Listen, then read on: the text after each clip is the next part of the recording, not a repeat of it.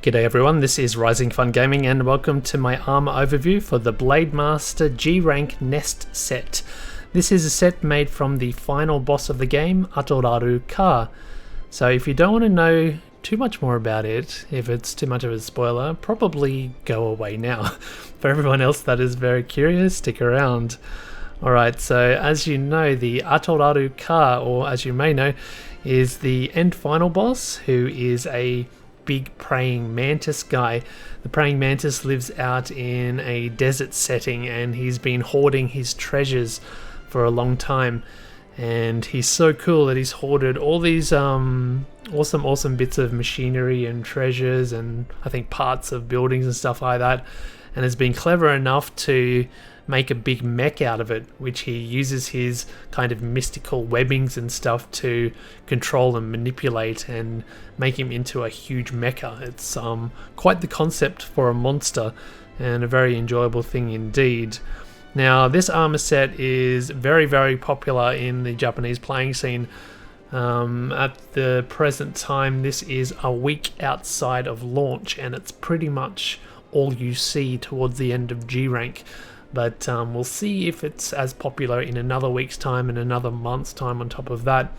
So we're going to be at the end of the regular sort of overview-y thing. We're going to be talking and discussing a little tiny bit about what this set is going to be doing to the game. I think a lot of people are going to have a gut negative reaction to it for its, oh no, Star Knight 2.0, it's too OP sort of thing. But I reckon it's not too OP, and I'm going to talk about that a bit later. I mean, it's very strong. There's no denying. But let's go through the visuals first, and then we'll get into that sort of stuff a little bit later. So he is the mantis guy collecting his treasures out in the desert, and I think because of this we've got a very Egyptian-inspired design for the armor. Definitely lots and lots of treasures and jewels about it. A lot of the kanji in his weapons and armor and his materials have, I think, gold metal, kanji for gold metal in it. So I think the language definitely is telling us that this is made of gold and treasures. So it's quite the beautiful looking thing. The thing is, you see so much of it, you're sick of looking at it. So many people are wearing it. So it's a good thing that transmog is such a thing, and I plan to actually transmog this set at some point. That's what he looks like. He's got little mantises on the belt and on the head as well, which I thought was really cool. Let's look at how it changes with the different colorations, as is tradition here. So it's these parts that are going to change, give a bit of a spin. That's what you'll be looking at most of the time. Okay, kind of dig that black color. It's kind of nice. Alright, statistics and skills time. And we've left it an orange color. That's going to bother me. That's going to bother me. There we go. Alrighty. Statistics and skill times. Now it is going to boost your defense by 860. You might note that I've got 920 boost down there, and that's owing to the matching sword from the same materials. I believe every single one of his weapons give 60 defense as well, so paired together it's a pretty strong defense, and it's certainly been holding up its own against G-Rank Silver and Gold Hyper Rathalos Rathian, so that's very good news. It's quite strong there. As for elemental resistances, we've got 10 to fire, -5 to water, -10 to thunder, 0 to ice, and 10 to dragon. Slot wise, it's very generous with the slots. You can see that there are there's 3 sets of double slots and 2 sets of triple slots. You'll also note that the weapon from the same dude also gives you 3 slots, so you can do a lot of things with this set. And it'll become clear why there's so many slots when we look at the skills here. Now bear with me, it might be a little bit hard to understand at first, but let's go through these 2 brand new skills. And I'm not sure if they're exclusive to this Monsters Armor series. I'm pretty sure it is. And I'm not sure if these come on talismans by themselves. I haven't seen them yet. But anyway, what they are. These are tentative names. Obviously, it's a week out from release. And so I'm tentatively calling this one Secret Technique. We've got 10 points plus 2 to it. And Secret Technique activates into something called Skill Points plus 2.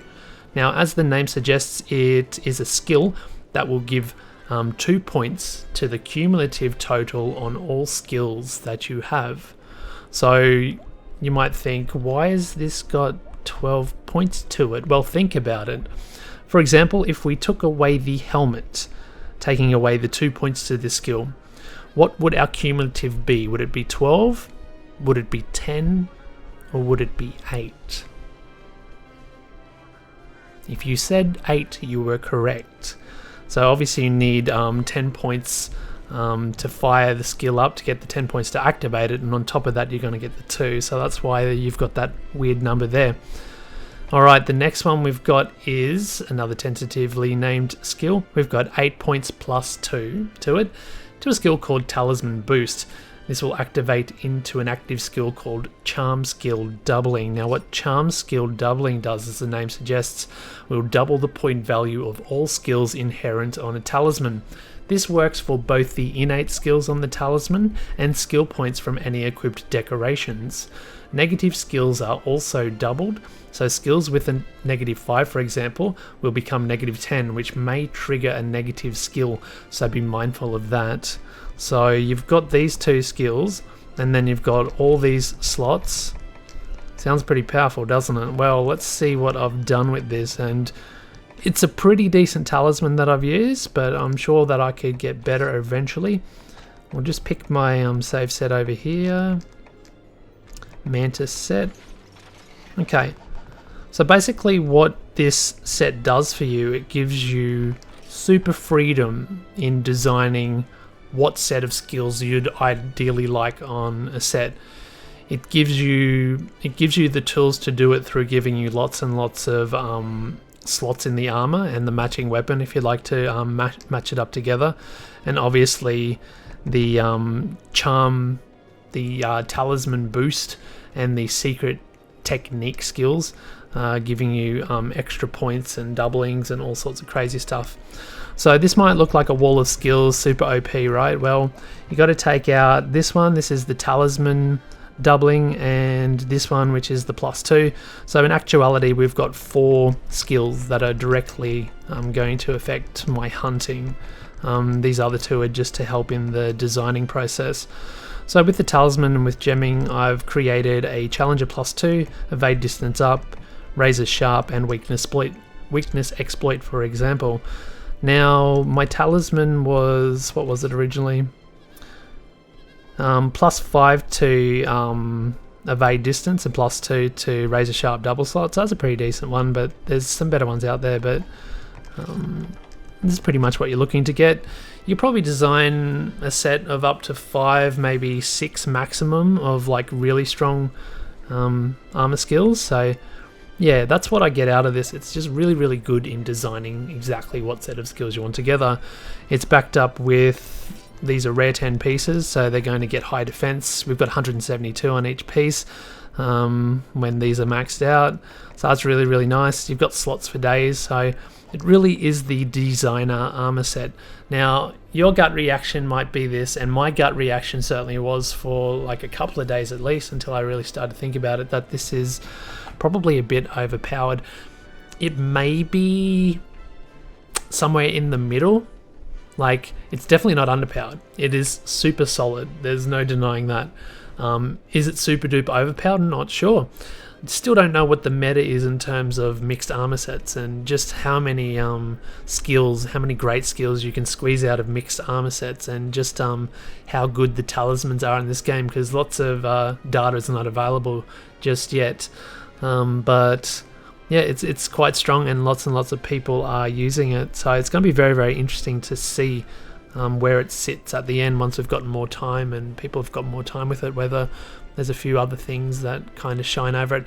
I'm really, really hoping at the end of the day, my fingers are crossed, that mixed armor sets are always going to reign supreme over this, at least for flexibility in getting like the best kind of combination of skills, because for me that is one of the largest pleasures that I get out of the game, sitting down in armor sims like an absolute nerdo, and just trying to squeeze out the best things that I can with the best talismans that I've been able to get.